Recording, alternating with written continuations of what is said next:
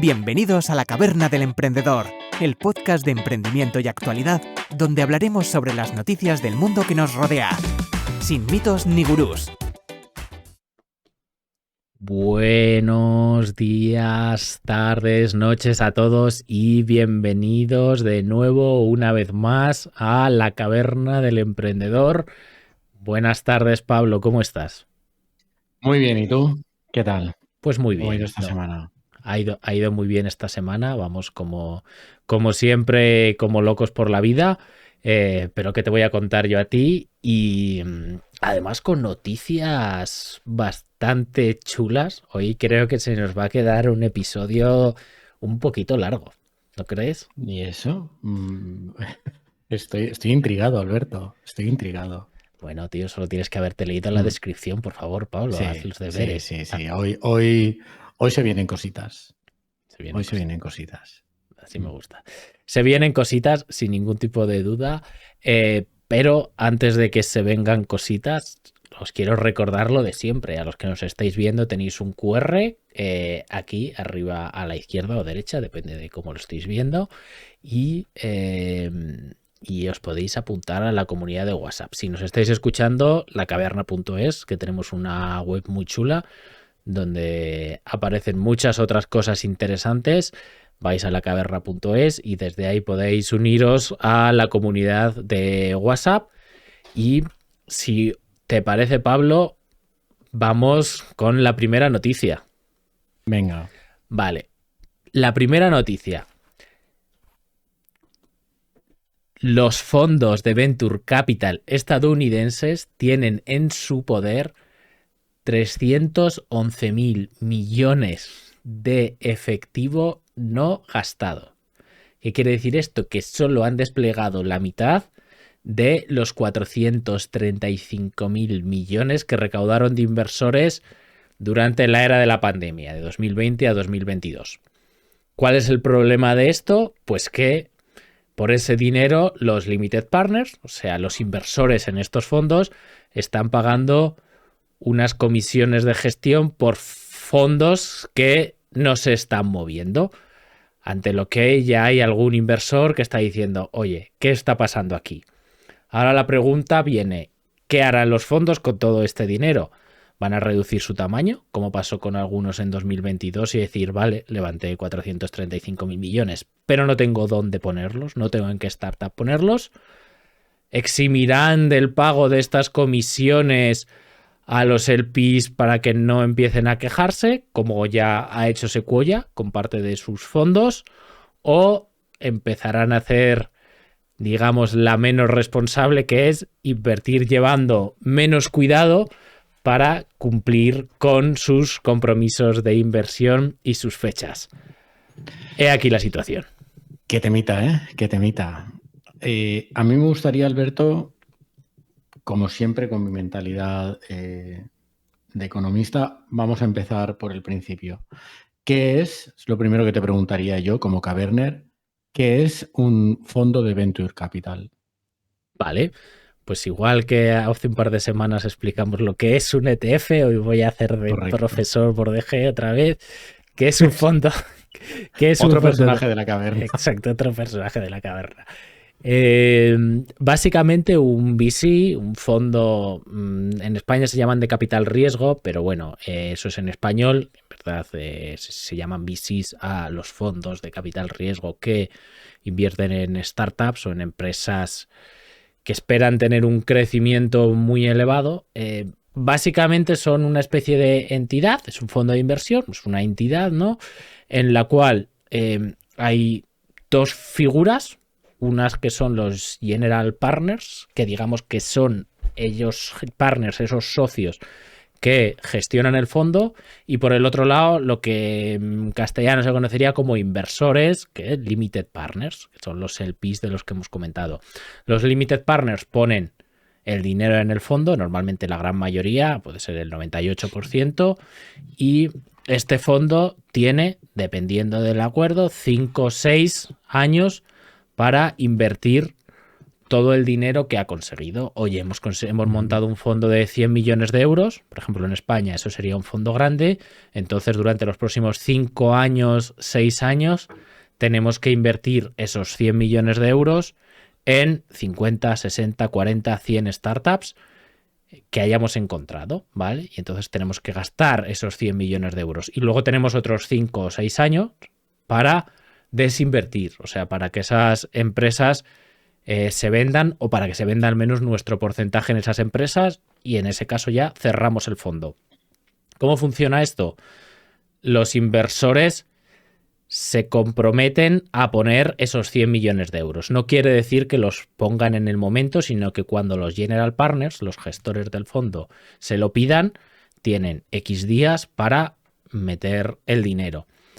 ¿Cómo ganan dinero estos general partners? Y es aquí también donde está el problema, en que el fondo, los general partners y toda la gente que trabaja para el fondo, pues cobra un management fee, o sea, una comisión de gestión que normalmente ronda el 2%. Es decir, si has levantado 100 millones de euros o si tienes comprometidos 100 millones de euros, pues tienes 2 millones de euros al año para pagarte sueldos, para ir a los eventos, para hacer due diligence, pagar abogados, etcétera, etcétera, etcétera, para todos esos gastos de la empresa. ¿Qué es lo que pasa? Que claro, aquí los limited partners o los inversores ya están empezando a decir, oye, que yo tengo aquí 100 millones que tengo que tener disponibles, aunque estén en mi cuenta, que tienen que estar disponibles, y de los cuales estoy pagando el 2% al año, y tú no me estás encontrando nada, porque el mercado de startup ha cambiado, entonces no estás haciendo tu parte del trabajo. De esos 100 millones, en los últimos 3 años o 2 años, igual tenías que haber invertido 50 o 60 y has invertido 10. ¿Qué está pasando, no? Y entonces esta es la situación en la que se encuentran muchos fondos, y yo diría no solo en España, sino también en Estados Unidos, ¿vale? Y la gente puede decir, perfecto, es una grandísima noticia porque ahora va a haber mucho dinero para proyectos nuevos. No, no es verdad. Si no están invirtiendo, aunque es verdad que fue la mayor captación de fondos de inversores estos años de la historia, pero en España en 2023 se invirtió un 32% menos por parte de estos fondos que en 2022. Las valoraciones se fueron por los suelos. Entonces la gente está nerviosa de qué está pasando. No está habiendo inversión, ¿vale? Lo mismo ha pasado con el número de exit o de ventas, que ha caído en el mismo porcentaje, en casi un tercio, 2023 con 2022. Entonces, el mercado se está corrigiendo de una época, en mi opinión, de muchos excesos, en la que había tipos de interés cero durante muchos años, había mucho dinero y las startups eran una de las opciones, digamos, mejores para escapar de esos tipos de interés cero o negativos en algunas letras y obligaciones del tesoro. Entonces, esa es un poco la situación que tenemos y eso es lo que sería un fondo en este momento. A mí me gustaría añadir a lo que has comentado, que es una explicación bastante precisa, que el Venture Capital, de hecho la traducción en castellano es capital riesgo, es una de las formas más arriesgadas de invertir, también de las más rentables cuando sale bien, pero es una de las formas más arriesgadas de invertir, ¿no? Si quisiéramos a lo mejor dibujar una escala, un gráfico rentabilidad-riesgo, pues probablemente de menos riesgo y menos rentabilidad tendríamos determinados productos tradicionales como una imposición a plazo fijo. Iríamos aumentando el riesgo, podríamos pasar por el private equity, que ya es una forma de invertir en empresas privadas. Normalmente suelen ser empresas ya más maduras, que con una trayectoria, con una rentabilidad, con un modelo de negocio probado. Y acabaríamos en el Venture Capital, que es la forma más agresiva, por así decirlo, o más valiente de invertir. A ver, sí y no. O sea, es decir, una inversión en sea, te voy a llevar un poco la contraria. Una inversión en uno de estos negocios particular sí que es verdad que es tremendamente arriesgado. Eh, una inversión en 60 normalmente no es tan arriesgado como puede parecer, ¿vale? Pero sí que es verdad que en los fondos no es como si tú comprases el Standard & Poor's o la bolsa general, ¿no? Que tú vas a tener, sabes que entre menos 20 y y más 50, ¿vale? Pero que de media a lo largo de los años vas a tener esta rentabilidad media, ¿vale? A largo plazo. Aquí en los fondos sí que es verdad que hay una gran diferencia entre los que van bien y los que van mal. Ahora, tampoco yo diría que invertir en un fondo es una de las formas más arriesgadas de invertir tu dinero.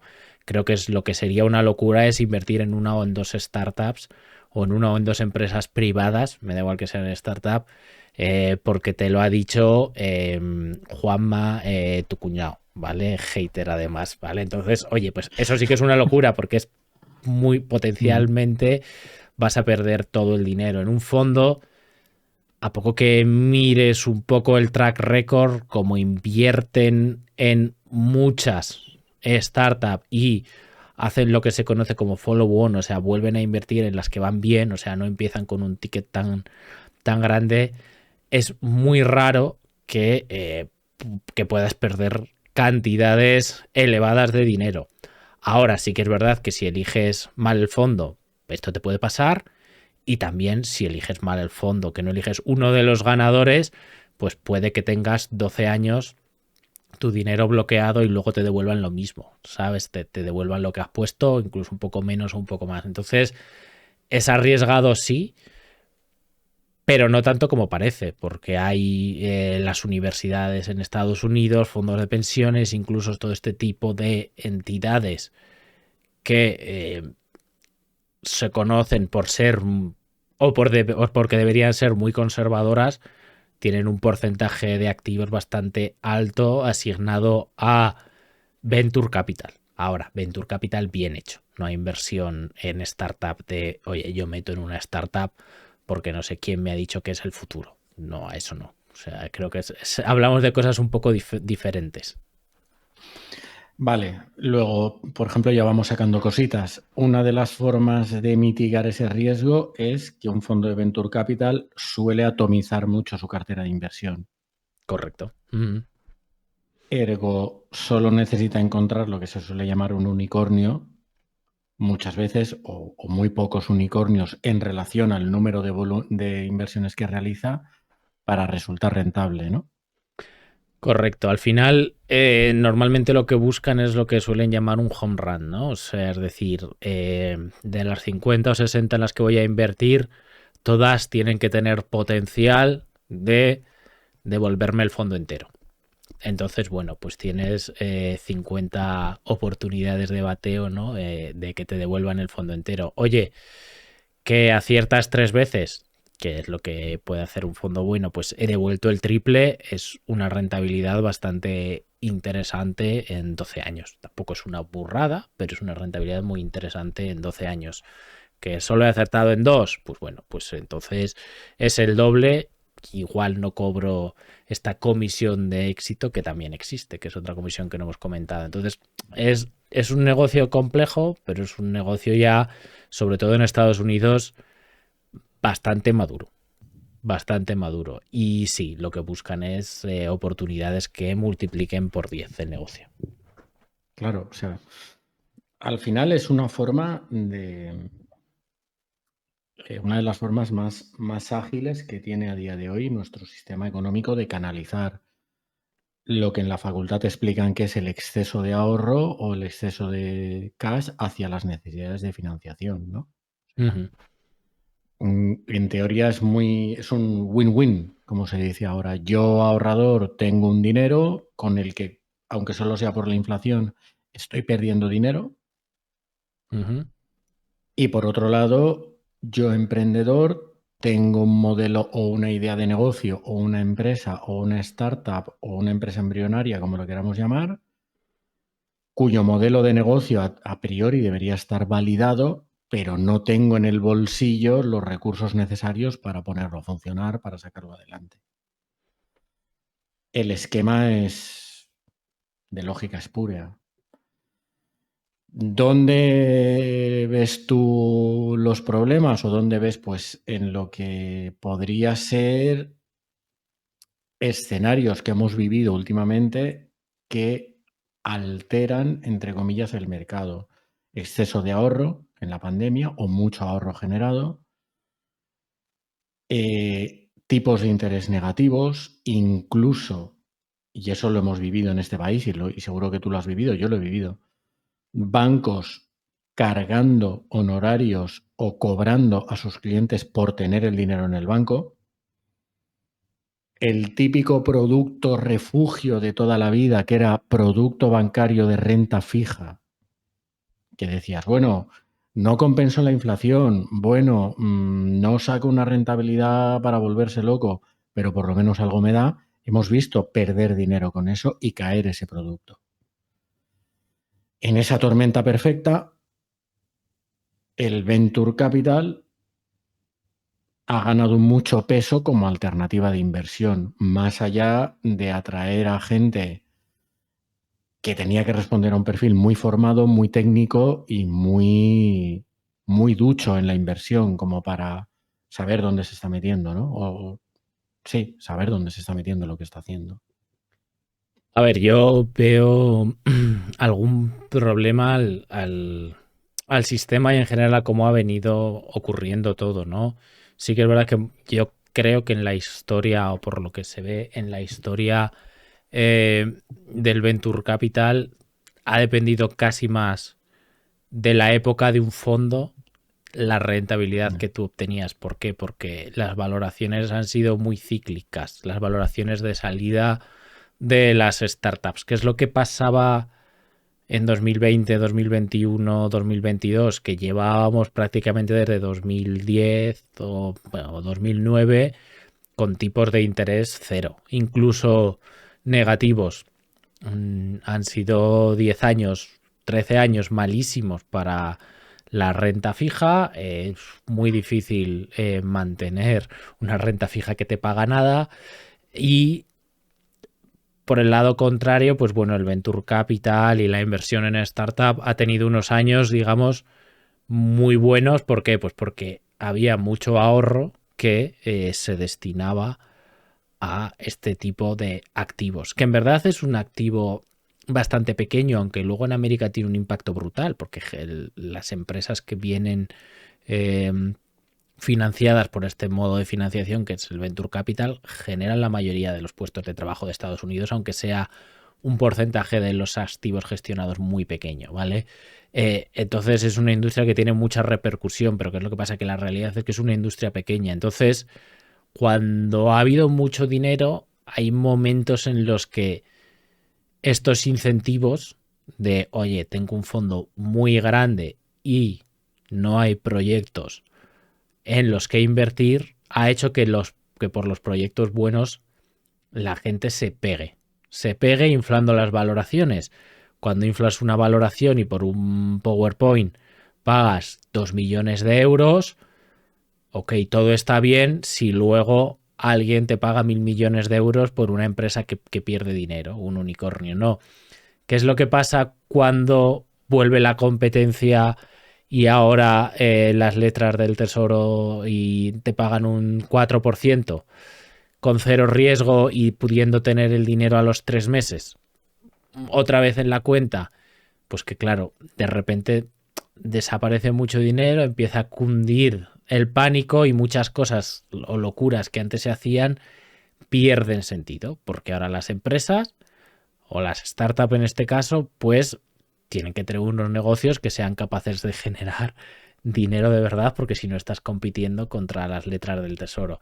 Entonces creo que se levantó mucho dinero cuando todavía las valoraciones estaban muy altas, y ahora creo que es lo contrario, que es que hay muchos fondos que tienen un montón de empresas en cartera que no van a levantar dinero a las mismas valoraciones que levantaron la ronda anterior y que por tanto están, digamos, viendo a ver qué pasa con las valoraciones, viendo qué pasa, por dónde va el mercado, antes de mover ficha, porque tienen un montón de dinero metido en startups que igual no valen ni la mitad de lo que valía cuando ellos entraron. O no valen o no tienen el precio ahí, el price tag, ¿no? Ahí de lo que valían. Entonces, creo que va a ser unos años un poco complicados y desde el punto de vista de levantar financiación, así lo estoy viviendo yo. Sinceramente, el hecho de que no se esté usando el dinero, creo que es la mejor de las decisiones que puede tomar un fondo. Si no hay dónde invertir, Totalmente no uses el dinero y devuelve la pasta a los inversores y, oye, levanté 100 millones, pero ahora va a ser un fondo de 30, de 40, de 50. Porque la opción B que tienes es, oye, vamos a inflar las valoraciones, vamos a meter donde sea. Entonces, sí, hay mucho dinero sin usar, hay, como se llama en inglés, un montón de dry powder, tanto en Estados Unidos como en España. No, lo siento, si tú no consigues dinero y tienes tu startup, es porque tu startup no merece la pena. Lo siento decírtelo así, no porque no haya dinero. Entonces, los proyectos buenos se están financiando y se pueden seguir financiando. Lo que pasa es que hay muchos proyectos que están ahí pendientes de, oye, ¿qué pasa? Porque levanté la anterior ronda a 10 millones y con las métricas que tengo hoy en día, a 10 no me pone nadie dinero. ¿Qué hago? Hablas con el fondo que te metió a 10 millones y a él tampoco le gustaría el decir, bueno, pues ahora levanta a 5, porque claro, tiene que reconocer esa pérdida. Entonces es una situación un poco de impasse que honestamente yo veo que ya lleva más de 18, 19 meses así y no sé por dónde va a salir, pero aún así creo que no estamos en la peor de las situaciones. La peor de las situaciones sería, aquí no pasa nada, vamos a gastarnos los 100 millones y ya veremos qué pasa dentro de X años cuando hayamos perdido dinero en todos los fondos. Creo, ¿eh? A ver, yo creo que sí. Yo creo que ante una situación de incertidumbre en este tipo de mercados, lo más, perdón, lo más prudente es no invertir y no hacer, no voy a entrar en juicios, decir, no vamos a inflar las valoraciones, no voy a acusar a nadie de inflar una valoración, pero es que si empiezas a inyectar dinero, las valoraciones se inflan solas. Correcto.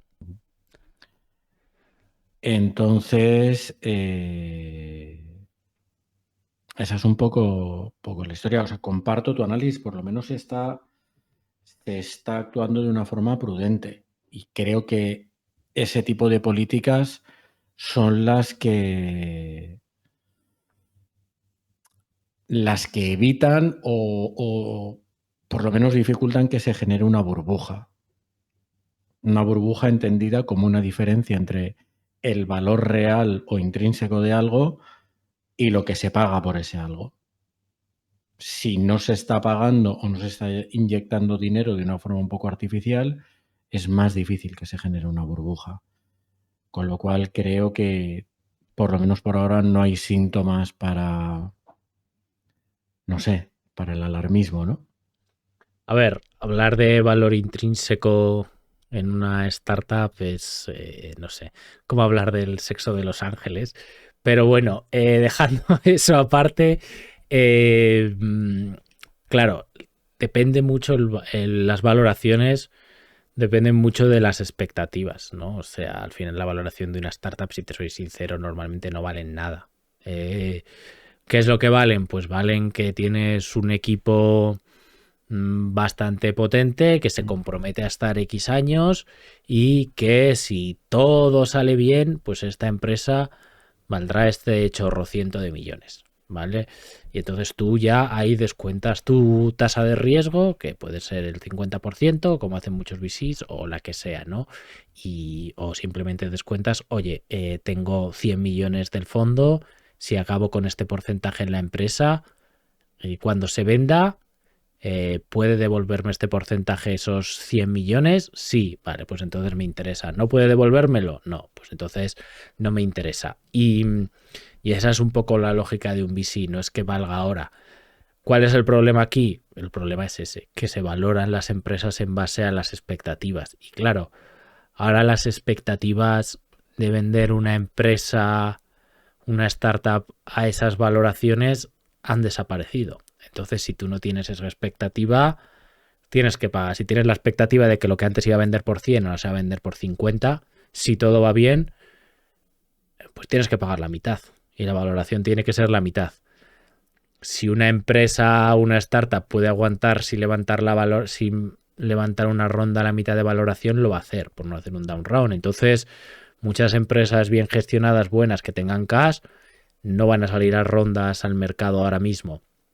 Y las que lo necesiten, pues la mayoría será las que los fondos no quieran meter dinero porque se hayan quedado, porque no sean esas buenas empresas, digamos. Entonces, es una encrucijada un poco complicada, de la cual yo creo que se va a tardar todavía un tiempo en salir. Porque haya dinero sin usar, no creo que en el corto plazo se use, y ojalá no me equivoque, porque si se usa solo para poder justificar las comisiones de gestión, creo que tendremos un problema bastante más gordo a la vuelta de la esquina. Sí, desde luego. Desde luego. Así que bueno, por ahora el escenario razonablemente bueno, ¿no? Porque hay cautela, entiendo. Entiendo que así sea. Supongo. No estoy en San Hill Road, así que tampoco os lo puedo decir, ¿no? Lo que están hablando mientras se comen allí un poco los ejecutivos de los VCs. Eso solo lo saben ellos. De verdad. De verdad. Ok, vamos a la siguiente. Binance, el intercambiador o el exchange de criptomonedas, finalmente ha cedido a la presión de varios grandes clientes que han pedido mantener sus activos en un custodio independiente. Binance aquí destaca que hay una creciente inquietud sobre la seguridad de los intercambiadores o los exchanges de criptomonedas en el mundo. No, pero no solo sobre Binance. La realidad es que Binance fue multado por las autoridades estadounidenses el año pasado. No le ha quedado otra que comenzar a permitir a algunos clientes más grandes que mantengan sus activos en bancos independientes. Antes, única y exclusivamente podían mantener los activos en un custodio que se llamaba CEFU, ¿vale? Y que, según los reguladores de Estados Unidos, es una entidad misteriosa relacionada con Binance. Esta es la situación de Binance. Binance fue multada por violaciones de la ley de blanqueos de capitales estadounidenses. Para los que recordéis también el escándalo de FTX, básicamente usaban el dinero de los clientes para sus propios gastos. Sam Bankman-Fried está condenado y está en la cárcel. Por esto no se sabe dónde están los fondos de la gente y claro, aquí los clientes un poco más grandes que tienen muchas criptomonedas en estos exchanges están empezando a decir, oye, ¿qué pasa? Igual el sistema de regulación de tener un custodio separado del exchange y de la gestora no es tan mala idea. Yo es que conforme te escucho decir según qué cosas, igual es mi naturaleza boomer aflorando otra vez, pero me echo a temblar. O sea, has dicho cosas que no es porque lo digas tú, Alberto, sino no se sabe dónde están los fondos de la gente. Sanciones en Estados Unidos, que Estados Unidos es un país muy avanzado, muy moderno, pero de corte bastante liberal, razonablemente poco intervencionista. Quiero decir, no es Alemania ni Francia. Y te sancionan por incumplir blanqueo de capitales. No es por presentar información fuera de plazo, ¿vale? O sea, por blanqueo de capitales.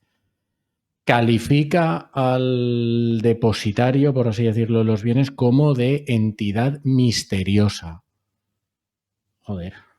No sé.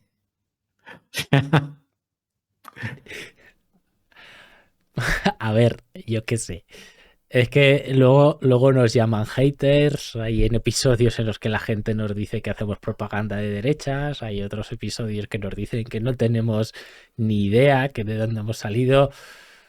Dios, o sea, en serio, es que acaba de haber el escándalo de FTX que la gente no sabe dónde tiene el dinero y el tío estaba con un montón de casas en las Bahamas y aquí el custodio que meten para los fondos es una empresa que ya se me olvidó el nombre, que se llama Cefu, que no sabemos ni lo que es y que ni siquiera el regulador lo conoce. O sea, al final tienes que entender que, oye, estoy metiendo mi dinero aquí, mi moneda fiat que tanto desprecias, en este exchange tan moderno y con cosas del espacio y qué guay y qué tal, y me dan...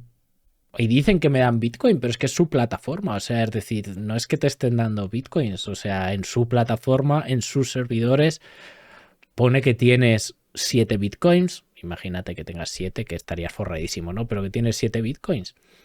Pero es lo que te dicen ellos. ¿Dónde están, de verdad? Pues están en Cefu. Se supone que están en Cefu.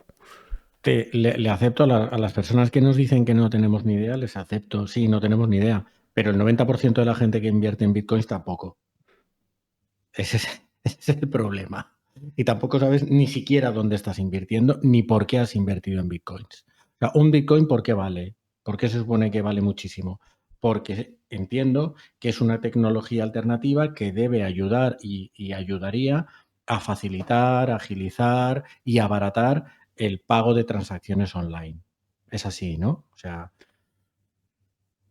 en última instancia. Bueno, sí, a que no te puedan controlar los estados ni bloquear tu saldo y entonces tú puedas pagar. O sea, la tecnología está bien. El problema con el exchange es que realmente es exactamente un banco, lo que tanto odian muchos de estos crypto bro, pero sin regulación. O sea, es decir, te ponen en un papel, o sea, te ponen ya no en un papel, te ponen en una plataforma que tú tienes 5 bitcoins, igual que en el banco te ponen que tú tienes 5 euros en una plataforma que no los tienes físicamente, porque para eso está el coeficiente de caja, pero el banco está regulado y tiene una garantía de depósitos del Estado. Esto correcto. No. Entonces, invertir en un exchange no es invertir en Bitcoin, yo lo siento. Entiendo muy bien el valor intrínseco que tendrá un Bitcoin, pero a día de hoy, ¿qué volumen de transacciones se realizan en Bitcoins en el mundo? ¿Qué porcentaje son las transacciones totales? Debe ser testimonial. Hubo una época que creo que se podían pagar los Tesla en Bitcoins, ¿no? Y luego Elon Musk reculó y ya no se podían pagar en Bitcoins. Lo que a mí eso me dice es que lo que le tiene que dar el valor a Bitcoin a día de hoy no se lo está dando. Con lo cual, la inversión en Bitcoin responde a la expectativa sobre la expectativa. Entonces, pues bueno,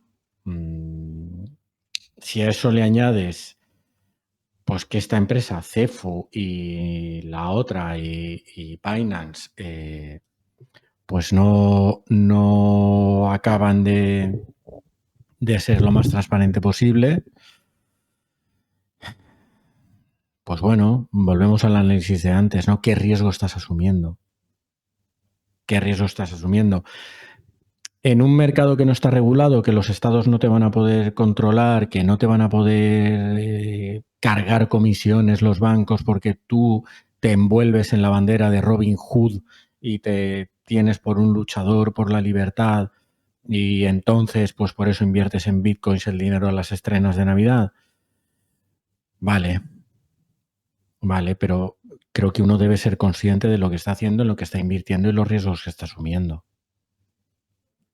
Claro, a ver, aquí mi opinión no va en contra, que siempre la he defendido de la tecnología, va en contra también de que la gente cierre los ojos porque le guste la tecnología. O sea, Claro. el Bitcoin me parece genial, igual no sirve para hacer transacciones, pues porque no tiene las características.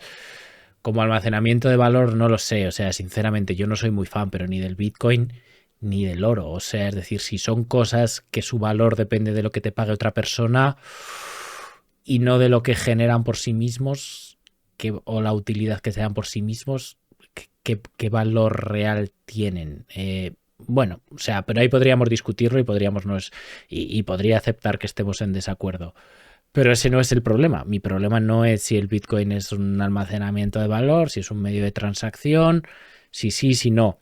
El problema es que la gente cierre los ojos. O sea, si tú tienes, y no sé si es el caso de Binance, pero si tú tienes un exchange que tú metes dinero, te dicen que tienes Bitcoins, pero ahí nadie lo comprueba y están cada 2x3 saliendo exchange de estos donde resulta que tú metías el dinero y luego ese dinero no se usaba para comprar los bitcoins que te prometían, sino que se usaba para comprar en las casas de las Bahamas del CEO de la empresa o financiar inversiones con, ¿cómo era? No sé qué research, no sé qué tenía la holding del CEO y cosas similares.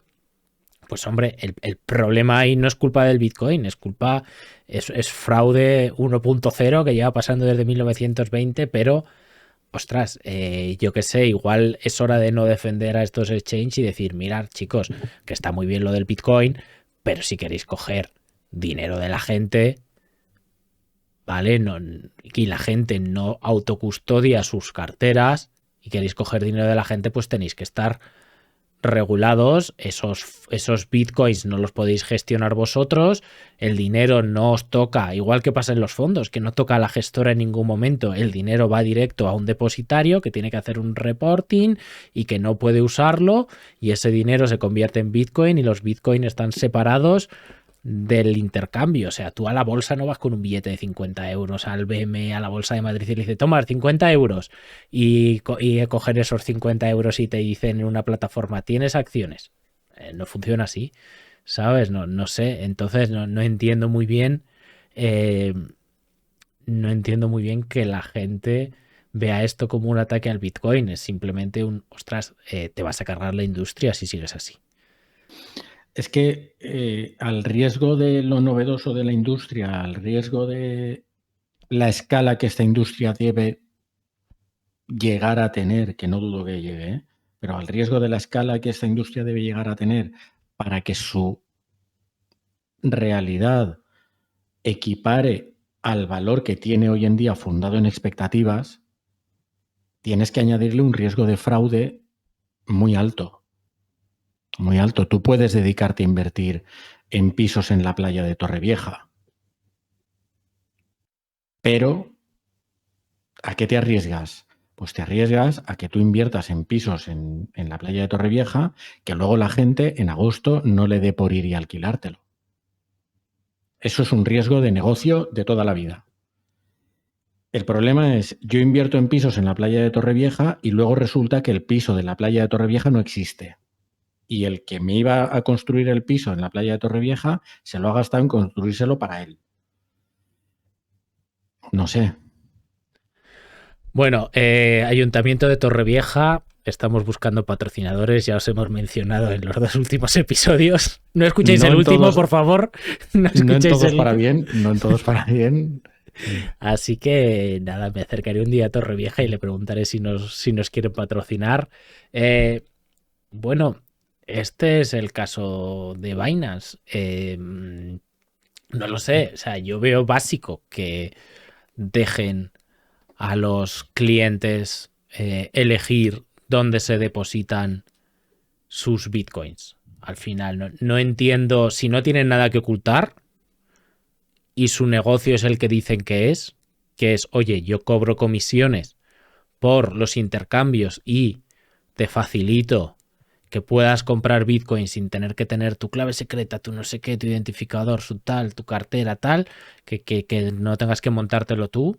Si su negocio es cobrar comisiones de intercambio, como si fuesen una bolsa cualquiera, Oye, no veo el problema en que digan, vale, pues tienes estos bancos que van a ser los custodios de tu Bitcoin.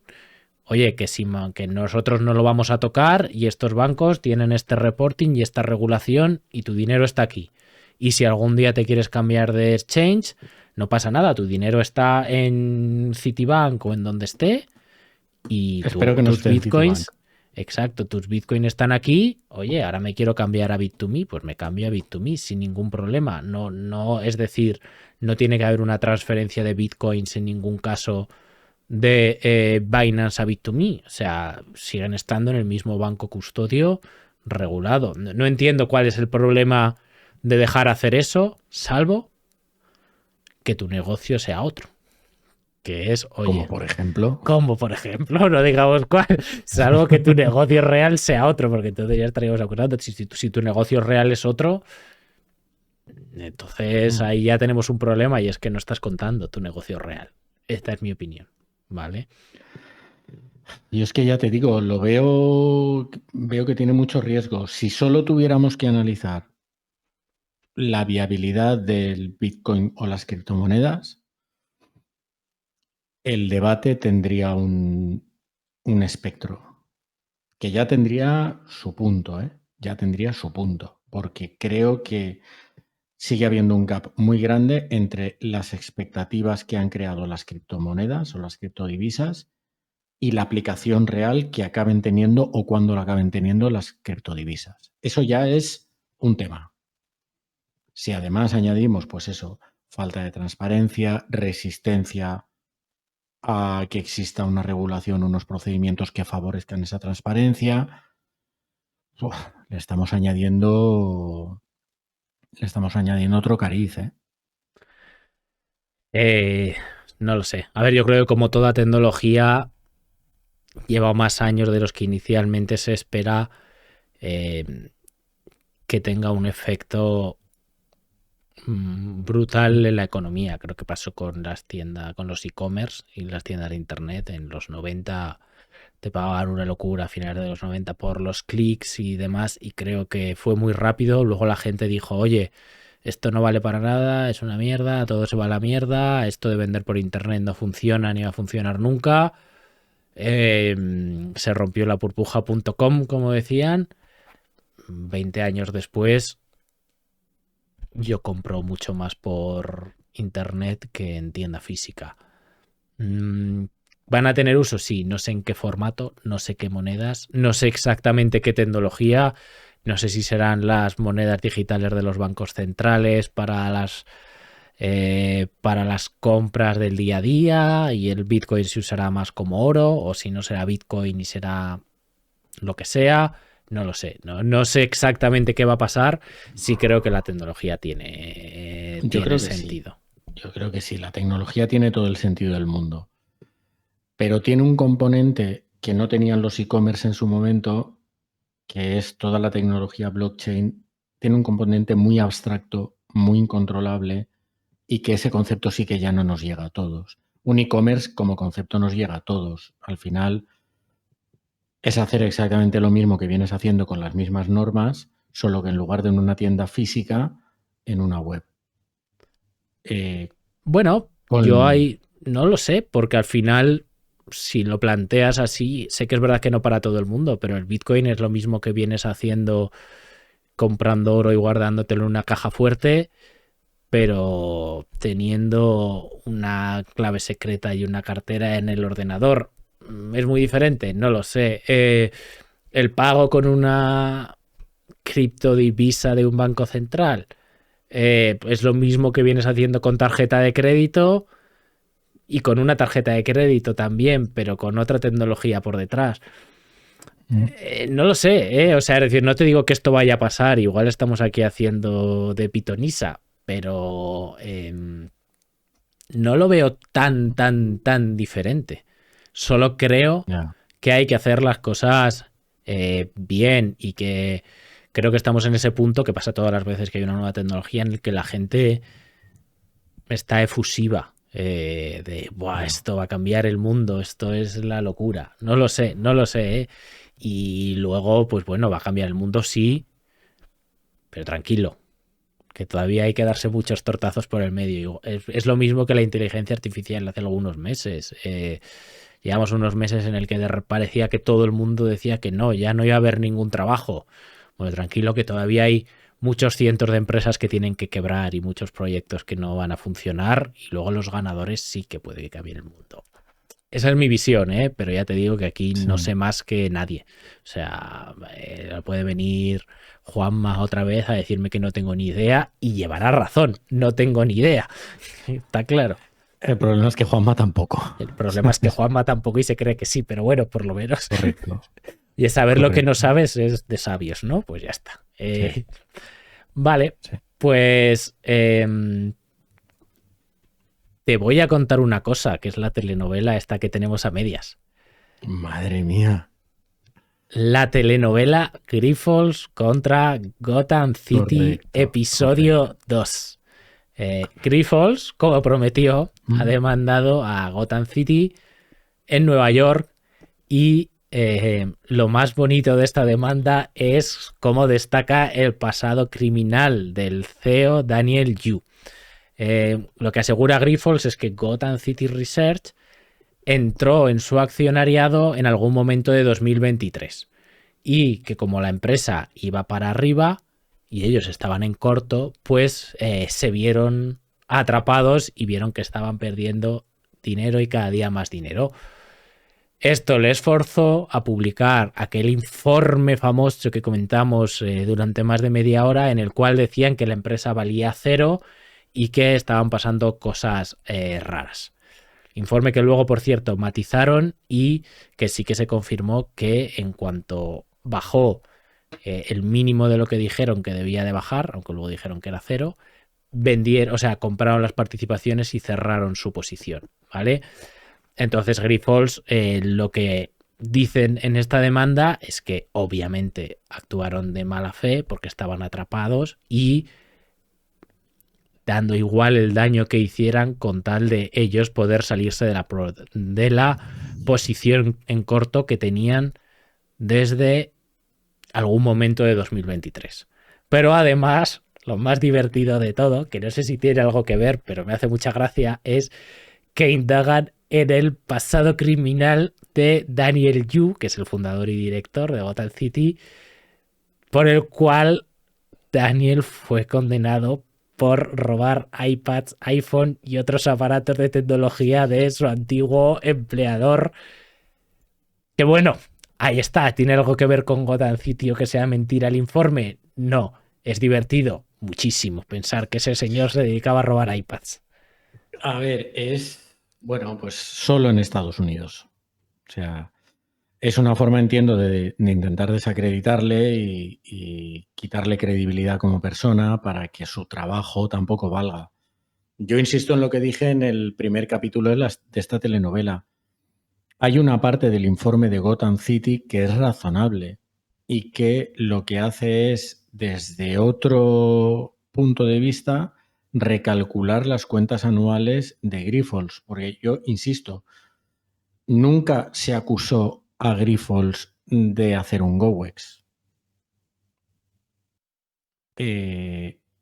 Lo que se hizo fue poner en duda el valor real de las deudas de Grifols y al final de la película de la propia Grifols, reformulando sus cuentas desde otra óptica. Sí que es cierto que luego había muchas suposiciones sobre suposiciones, porque el objetivo de ese informe era que diese un valor cero en las acciones de Grifols. Y ahí sí que ya el número de triples que se tiraban era muy alto. Pero bueno, esto ha degenerado en, como decimos aquí en Valencia, en sainete. Es que este tío que robaba iPhones y Apple y tablets, perdón, que es un gañán y un delincuente, pues ¿qué puede esperar usted, señoría, de un informe redactado por esta persona, ¿no? O sea, por este tipo. A ver, es una situación que tampoco tiene excesivo comentario más allá del que hicimos en su día. O sea, simplemente que sepamos que Grifols efectivamente ha demandado, que en su versión, pues bueno, pues es todo el informe está hecho por un claro interés, que es que estaban atrapados en la posición desde mediados de 2023. También es verdad que Grifols bajó rápidamente a casi 8 euros por participación. Cuando salió el informe, Gozan cerró su posición, probablemente diciendo, oye, aquí, si esto es verdad, que llevan desde 2023, aquí pues hemos ganado algo, no mucho, pero por lo menos hemos podido salir sin una pérdida brutal, porque estaban por 15 euros, ¿vale? Y probablemente ya le estarían haciendo margin calls, por cierto, gran película, para quien quiera verla. Pero también es cierto que Grifols se ha quedado en el entorno de los 10 euros, ¿vale? O sea, ha perdido más de un 30% desde que este informe salió y no se está recuperando. Llevamos ya más de 20 días, 23 días desde el informe y se está recuperando muy poquito a poco, pero seguimos en el entorno de los 10 euros y medio. Sea verdad o no, tenga más razón o menos, sea más interesado o no, daño ha hecho. Está claro que daño a la cotización ha hecho. Indudablemente. Igual que le ha robado iPad, pues le ha robado casi un tercio de la cotización. Pero bueno, claro, aquí la cuestión es, ostras, decirle a la gente que lleve cuidado con todas estas cosas, porque este tipo de informes, bueno, ya veremos qué pasa, ya lo contaremos, pero claro, con tantos intereses cruzados por detrás, ya no sabes lo que es verdad y lo que no, porque la vez que salió el informe luego corrigieron, pero no corrigieron el informe, corrigieron cosas que habían dicho dentro del informe. Bueno, ya, ¿está hecho eso así a posta? ¿Se han equivocado? No lo creo. O sea, creo que en el informe lo habían puesto mal a posta y luego dijeron en pequeñito, uy, aquí nos hemos equivocado en la página 37 ya, pero el mensaje de vale cero lo has mandado, ¿sabes? Y lo has mandado por todos los medios y el otro lo has puesto en chiquitito. Entonces hay que llevar cuidado con este tipo de gente. Y nada. Sí, a ver, es que el informe, pues, o sea, es Grifols la que ha confirmado que tenía en el accionariado a Gotham City. Grifols ha dicho que creen que llevan desde mediados de 2023. Pues está claro, si eso, de ser eso cierto, el informe es claramente interesado. Clarísimamente interesado.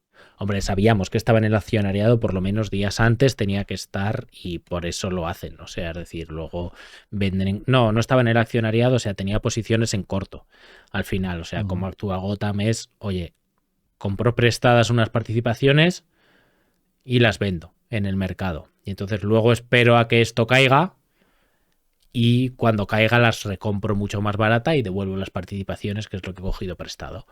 Entonces vende unas participaciones que no son suyas, ya lo explicamos en su momento. Claro, el problema en el que se encontraron es que igual ellos esperaban que cuando salió esta información pues la gente se fuese dando cuenta y las participaciones bajasen. Al ver que las participaciones subían, pues igual se vieron forzados a... Bueno, se vieron forzados al final. Víctimas. Usa esa palabra, Alberto. Exacto, se vieron forzados a emitir un informe un poco amarillista de esto se va a la mierda, tal, para que caiga todo lo posible en la acción y ellos poder comprarla y salir de ahí un poco ilesos, para no tener que volver a Corporate America a robar el iPad para sacar un sobresueldo. Claro que es un poco el objetivo final. Correcto. Ya habéis visto cómo funcionan estas cosas, ¿no? Al final. Sí, has hecho ese detalle y ya dejas a los de la caverna a que repiten 5 veces que robabas iPads. Lo interesante de esto es quizá hacer lo que estamos haciendo nosotros, y es un tiempo después de que sale el titular, hacerle un seguimiento al tema, que es lo que te da perspectiva y lo que te da una visión completa de lo que ha pasado y por qué ha pasado. Pienso que eso es importante, ¿no? Y Y muchas veces eso se nos pasa. Yo en aquella época, en aquel momento, recibí reenvíos por WhatsApp de mira, y menciona a los auditores y tal, y no sé cuántos. Luego no he recibido nada más. Luego no he recibido ninguno diciendo, bueno, es que Gotham City aquí admite que en la página no sé qué, pues hay un error. Eso ya no te llega. Pero después eso ya no interesa, claro. O sea, es decir, a ver, sí que es verdad que hay cosas un poco llamativas en lo que me he podido leer de ese informe. Ya te digo que no me he leído las 200 páginas de cuentas anuales. Pues que no tenemos tiempo, la verdad, y tampoco voy a invertir ahora mismo. Y es verdad que, claro, que al final te quedas con el titular de fíjate la que están liando aquí, declarándose los beneficios 2 veces, imputando cosas que Sí. no tocan y no declarándose la deuda. Qué fraude, los han encontrado y de repente la gente vende. Yo sigo quedando impresionado de que gente preparada que está todo el día en el mercado salga un informe de estos y venda por pánico. Pero bueno, funciona así, ha funcionado toda la vida así, pues ya estaría, ¿no? Sí. Pues ya estaría, no sé qué decirte. A mí eso de que la gente venda por pánico y sin que haya cambiado nada en la empresa me choca, la verdad. Yo no vendo por pánico porque lo que hago es no entrar. Porque como no sé de bolsa y es algo que no domino, lo que hago es no entrar. Entonces no tienes que vender por pánico. Pero bueno. Entonces, lo que quizá debería llamarnos incluso más la atención que lo que tú comentas, que tienes toda la razón, es esa persona que vende por pánico, por qué había entrado en bolsa, con qué mecanismo mental y con qué política de inversión. A ver, yo te lo digo, normalmente tú ves a un youtuber, que voy a ser un poco malo, ¿no? Pero ves a un youtuber que te pone unos gráficos de vela y te dibuja unas líneas y te explica cómo acaba de romper Grifols la resistencia, que no Grifols, el stock de Grifols, el precio del stock de Grifols, la resistencia de los 10,25 puntos y que la tendencia a partir de ahora es claramente alcista. Y entonces tú, José Carlos, que estás en segundo de la ESO y que no tiene ni idea del negocio farmacéutico de Grifols, dices que claro que sí, que la tendencia es claramente alcista y que sin ninguna duda es una oportunidad de inversión brutal. Y entonces pues inviertes. Y así es como inviertes. Y entonces, claro, cuando luego de repente alguien dice, oye, esto vale cero porque había este pufo, de repente la realidad ves que es mucho más complicada que las resistencias y los soportes que te ha comentado el youtuber de turno y dices, ostras, que esto es un pufo, vendo antes de perder todo, he perdido el 20 pero no pasa nada. Y así es como yo creo que funciona en el 90% de los casos. Pues ahí está. Yo creo que lo has definido bastante bien. Pues muy bien, pues con esta definición tan hater vamos Llena al... de odio, como siempre. Llena de odio, vamos al tema que a ti te gusta. Bueno. Ya estamos. Las Big Four, las 4 grandes firmas de auditoría, tus competidores, Pablo, han admitido cientos de violaciones de las regulaciones diseñadas para proteger la independencia de su trabajo de auditoría tras las nuevas reglas de divulgación en los Estados Unidos. ¿Vale?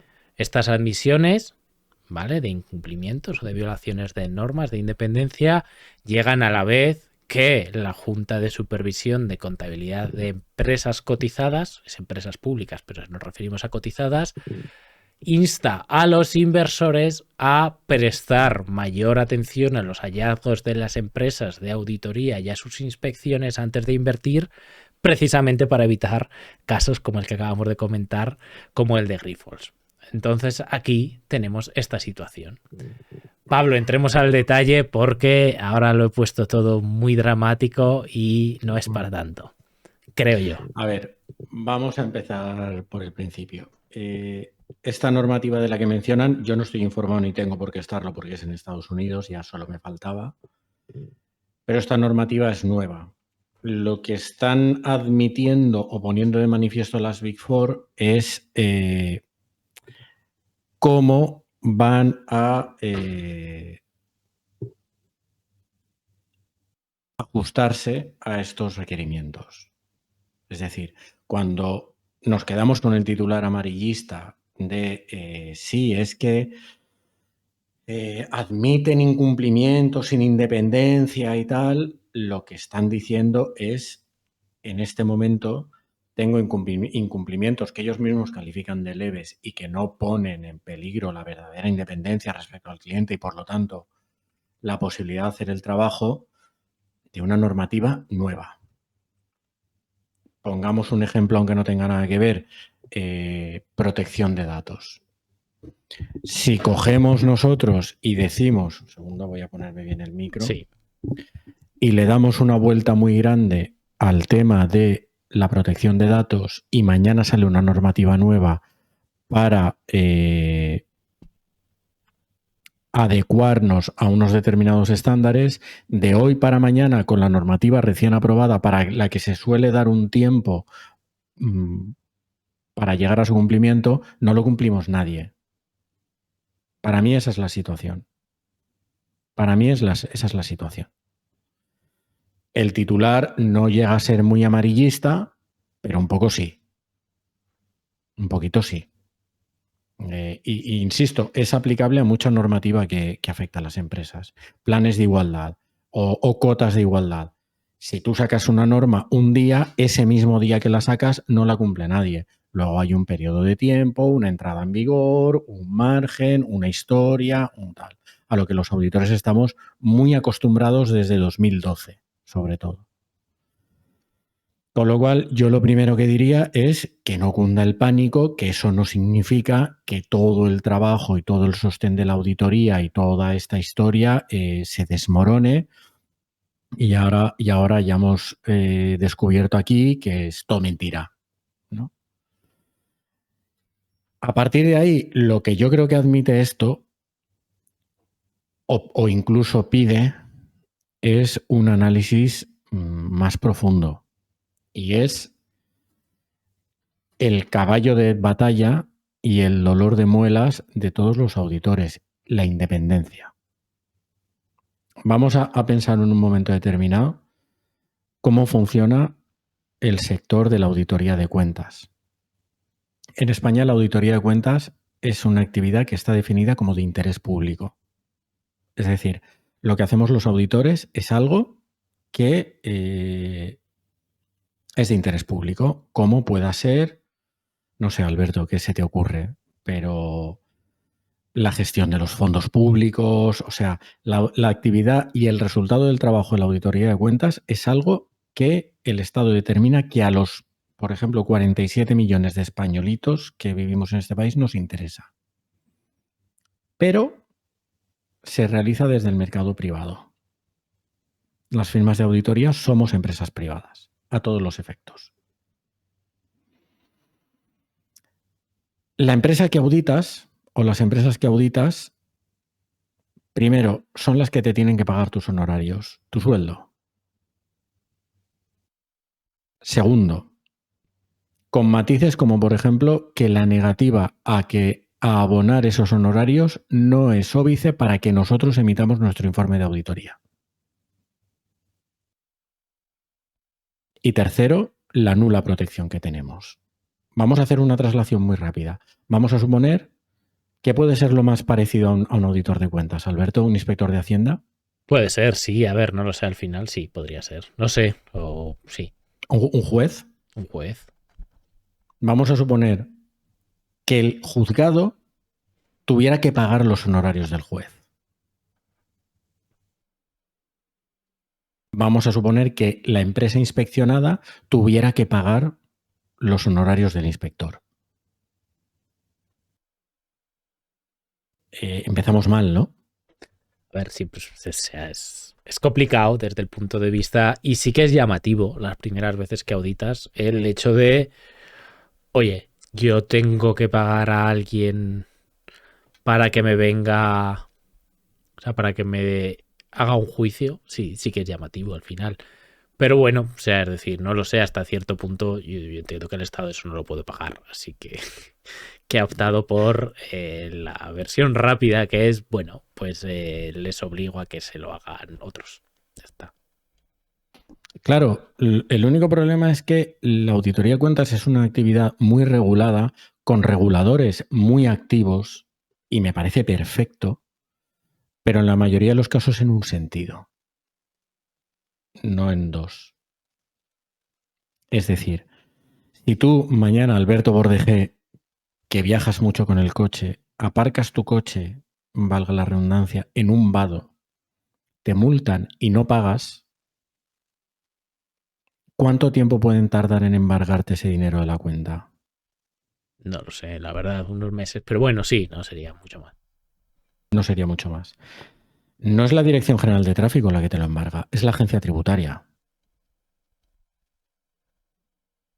Sin embargo, si tú contratas un auditor, te hace una auditoría, que es una función de interés público, podríamos decir que una función pública, y decides no pagarle, ese auditor que asume una responsabilidad muy grande por el informe de auditoría que te ha emitido, que en la mayoría de los casos, sobre todo en auditorías obligatorias, va a un registro público, y decides no pagarle, a ese auditor no lo protege nadie.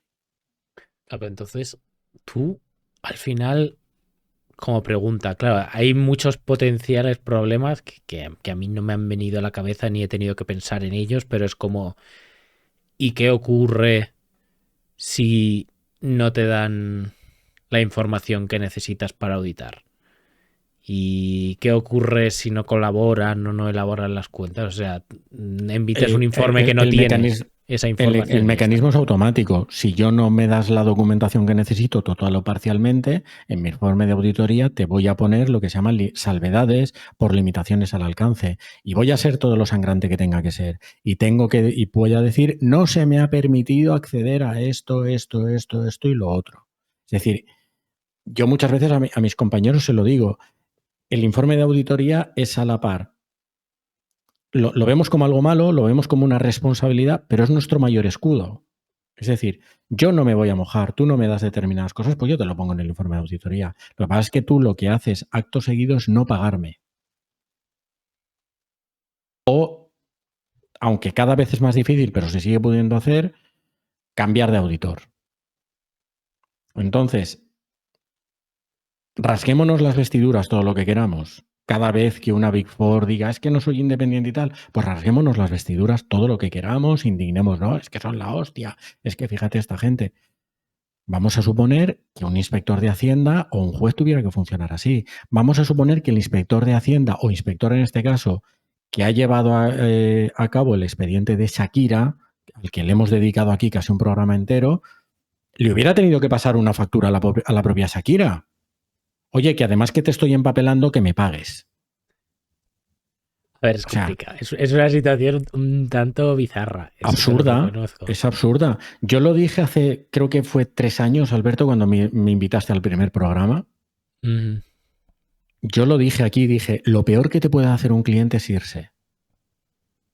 Yo lo dije, esas palabras textuales. Para nosotros, en mi caso, poder llevar a cabo nuestro trabajo de forma honrada y dormir bien por la noche, porque sí tenemos la conciencia de tener al regulador detrás, ha sido no aceptar o, en algunos casos, dejar marchar a clientes que sabes que no cumplen con unos determinados estándares. Es decir, pagándolo tú de tu bolsillo, traducido al román paladino. Pagándolo tú de tu bolsillo. A partir de ahí, y con esta descripción del escenario y de cómo funciona una auditoría de cuentas, pues podemos hablar todo lo que queramos y podemos emitir todos los juicios que queramos. ¿No? Correcto, porque en este caso, yo, por lo que he leído, y aquí me tienes que decir tú si es así o no, yo por lo que he leído, la mayoría de los problemas son cosas que técnicamente a mí no me preocuparían demasiado, ¿no? Del estilo de la mujer de una persona que trabaja en la empresa que audita esta empresa tiene participaciones y cosas de este estilo, ¿no? De que hay intereses Sí, económicos pero muy laxos, la unión, o sea, no... sí, totalmente. Son cuestiones muy técnicas que afectan a la independencia. O sea, yo puedo entender que a mí no me permitan auditar o me exijan una firma de la que soy socio. Joder, tengo intereses económicos. Pero además es que incluso el apriete normativo que nos meten llega a puntos en los que dices, vale, pues yo voy a auditar una empresa en la que el administrador es fulanito y le tengo que preguntar, porque se menciona en el artículo familiares. ¿Familiares hasta qué grado? ¿Hasta dónde llegamos? Le tengo que preguntar su mujer que dónde trabaja. En España, tal y como está el tema de la protección de datos, hay momentos en los que esas dos normativas chocan. No puedo cumplir una normativa y cumplir la otra. Eso, eso pasa mucho más a menudo de lo que la gente se cree, ¿eh? Eso de que las dos normativas Entonces, choquen. Claro, pero o sea, quiero decir que para una vez explicado el tema, para que la gente no se asuste y diga, uff, las auditorías están mal hechas, lo que yo he visto es que en la mayoría de los sí, casos son temas son lindezas. autorreportados de, Son oye, lindezas, sí, pues un sí. trabajador de la misma compañía, que estas compañías son gigantes, pues tiene acciones en tal empresa. Bueno, Sí, vale, ok, son vale. lindezas y son tecnicismos. También ahí, por ejemplo, has abierto otro melón. El mundo real ha creado empresas tan grandes y monstruos tan grandes, tanto lo que los auditores llamamos la empresa como el auditor son tan grandes que es material físicamente imposible que no se encuentren en alguna parte del camino. Si ahora hacemos, por ejemplo, vamos a hacerlo, una búsqueda rápida, ¿cuántos trabajadores tienen las Big Four a nivel mundial? Son cientos de miles de personas. No, Cientos de sí. miles de personas. En Es todos. imposible que esos cientos de miles de personas, sus respectivos hijos, hijas, parejas y tal, no haya alguna coincidencia en algún punto de alguien que trabajó o tiene acciones invertidas en un cliente de auditoría, o sea, de la firma de la que estemos hablando. Es materialmente imposible. Lo que al final le estás básicamente prohibiendo invertir en bolsa a todos los familiares de cualquier persona que trabaje en una de estas empresas. Ya está. O sea, es decir, O le estás diciendo al socio de auditoría de esa firma, mire, usted lo que tiene que hacer es divorciarse, volverse un ermitaño, irse a vivir a las cuevas de Pakistán donde estaba Bin Laden allí solo, para asegurar que no tiene ningún tipo de interacción social que ponga en peligro su independencia. es complicado. Pero claro, es verdad que también hay un punto. También hay un punto que yo entiendo que es. Ok, ¿hasta dónde funcionan todos estos sistemas de muralla china que tanto las auditoras como yo conozco más el caso de los bancos de inversión, ¿no? En el cual se supone que no puede haber trasvase de información entre la parte de banca de inversión, la parte de análisis de inversiones, ¿no? Todos estos equity research report en el que te recomiendan vender o no vender, porque al final se genera un conflicto de interés muy grave, pero la realidad es que no sabes qué está pasando, pero tampoco aunque sean diferentes empresas. Entonces, es lo que tú dices, es una situación complicada cuando la misma empresa tiene un negocio de consultoría, tiene un negocio de auditoría y es tan grande. Creo que es muy complicado el que no haya intereses cruzados y además estas empresas es un negocio en España que es diferente del negocio del de Estados Unidos, que es diferente del negocio de Francia. Y lo mismo pasa con las empresas que auditan. O sea, pues Nestlé tendrá en Suiza, pero tiene también... Entonces, al final, creo que es... La realidad es que es imposible saber quién tiene intereses en qué. Totalmente. Lo hablamos en el último programa. ¿Quién no tiene intereses en BlackRock? Y sin Yo lo miré saberlo, y a lo tenía mejor. dos. Después de ¿Quién, eso no- lo miré y tenía dos. O sea que... ¿Quién puede auditar BlackRock asegurando un nivel de independencia absoluto? No lo sé. Un chaval recién salido de la universidad que no tenga un chavo. Y no tenga padres, que sea huérfano, no sé. Exacto. Entonces, ese es un poco el asunto, ¿no? La auditoría es un negocio que está generado y que funciona así. Entonces, tienes que hacer, muchas veces tengo que hacer lo que hice yo hace muchos años. Un ejercicio en el que dices, solo voy a tener clientes en los que tenga claro que puedo contar con un código ético adecuado. Y eso significa que yo de mi bolsillo renuncio a cosas. Porque los inspectores de Hacienda, los jueces, en lo último en lo que piensan es en si les va a llegar la nómina a final de mes. Eso es lo que te da independencia para trabajar y para actuar. O te la asegura. En mi caso te la da, pues que tú tengas asumido que esto es así y haya puntos a los que tengas clarísimo que no estás dispuesto a llegar. ¿Todo el mundo es así? ¿Tan talibán como yo? Pues no lo sé. Es un negocio, yo creo que en ese aspecto complicado, pero bueno, te voy a decir la parte buena cuál es, que como hemos visto en Grifols, la gente no se lee las cuentas auditadas, entonces, bueno, Claro. ahí haciéndote de menos a tu trabajo, ¿eh? Sí, no se las lee. La gente se acuerda de Santa Bárbara cuando llueve, perdón. No se las lee, porque en el informe de auditoría, o mejor dicho, en las cuentas anuales que acompañan al informe de auditoría de Grifols, se explica muy bien cómo están hechas esas cuentas, con qué metodología y cómo se han hecho los cálculos. O sea, eso era algo que se sabía. De hecho, Gotham, para elaborar su informe, es esa la información que toma, no se la inventa. Bueno, alguna cosa sí que se inventó, Bueno, exageró. alguna cosa sí, hipotetiza de forma muy creativa, digamos, pero la base de la que parte es información que estaba al alcance de todo el mundo el día antes de todo lo que pasó. Sí, o sea, los informes de auditoría tienen menos visibilidad para lo bueno de lo que la deberían tener, y los auditores están menos cubiertos de lo que deberían estar. Es decir, a mí me encantaría, y creo que no lo voy a ver, el día en el que yo, ante la amenaza de impago de un cliente, pueda decir, señores, que por hacer mi trabajo como debo hacerlo y emitir este informe de auditoría que tengo aquí, me amenaza con no pagarme, y que la agencia tributaria lo embargue.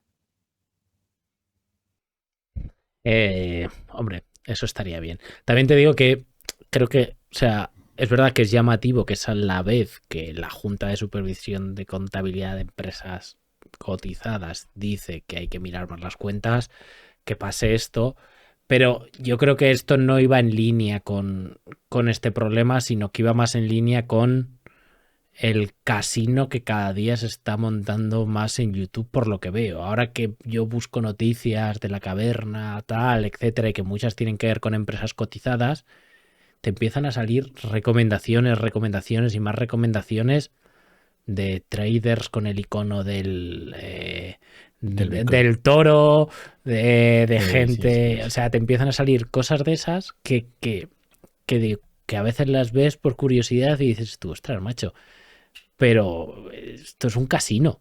No sé si o sea, es que la mejor definición es un casino. Lo que estás haciendo es jugar al casino. Lo que pasa es que en vez de echar al rojo o al 36, pues echas a lo que ves en la vela, pero sin tener ni idea por debajo. Entonces, yo creo que se refieren un poco a esto, a que la gente está últimamente, bueno, no sé si siempre, ¿no? Pero por lo menos está en los últimos años y más gracias a las redes sociales, ¿no? Invirtiendo aquí como si fuese el casino, como si fuesen unos ludópatas, ¿sabes? Básicamente de, oye, yo quiero invertir y entonces vamos a echarle una apuesta a esto, vamos a especular aquí en esto, vamos, algunos que hasta dicen su sistema de especulación abiertamente, que por lo menos, oye, me quito el sombrero, por lo menos dices con tu sistema de especulación, no te voy a hacer ganar dinero con tu sistema de inversión, pero es un casino, tío. Porque son profesiones, y creo que en este caso llamar a eso profesión, estamos siendo muy generosos, que no tienen la regulación que tenemos nosotros. Te voy a ver tu apuesta y te la voy a doblar. Hemos tratado en este programa y en algunos capítulos episodios de famosos con problemas con la agencia tributaria.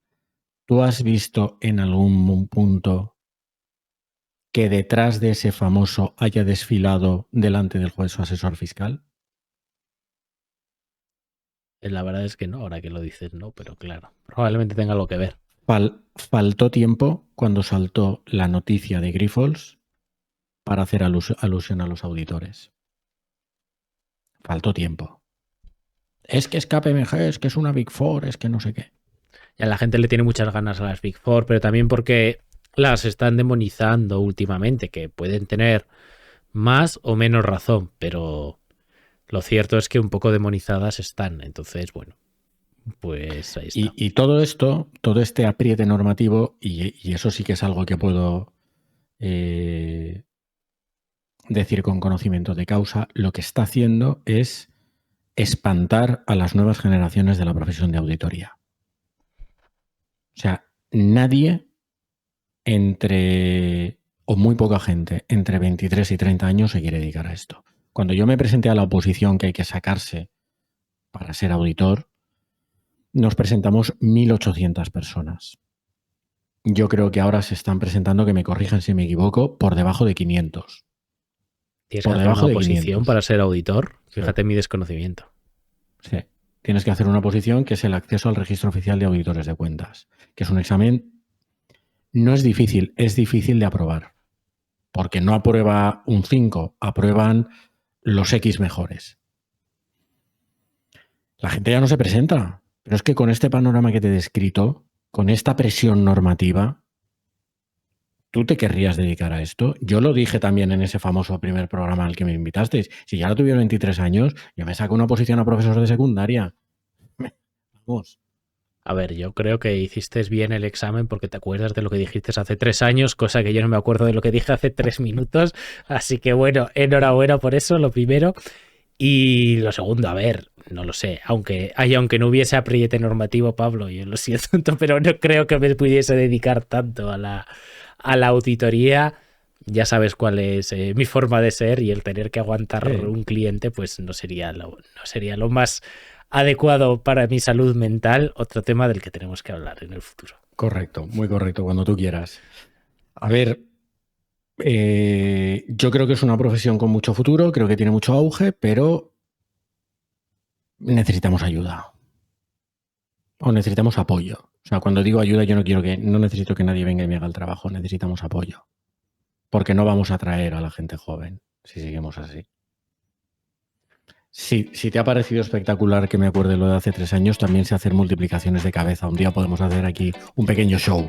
Multiplicaciones de cabeza yo también sé, no te preocupes. Y divisiones. Así que podemos jugar aquí. Que son claro. 3 por 2, 6. Ahora venga, ya lo tenemos. Pues eso. Pues nada, era una noticia llamativa. Las Big Four ahí están siempre en boca de la prensa. Y nada, antes eran las Big Five, pero pasó algo, ¿no? Hace cierto tiempo. Que algún día sacaremos. Y nada, Pablo, si te parece, cortamos por aquí el episodio de hoy. Perfecto. Pues nada. Muchas gracias a todos los que nos habéis estado viendo en el directo, gracias a los que nos escucháis después, ya sabéis, un like, seguirnos, 5 estrellitas, todo eso nos ayuda un montón. Y no os olvidéis que en lacaverna.es tenéis el grupo de WhatsApp, así que apuntaros y os daremos la bienvenida. Hasta luego, chao. Chao.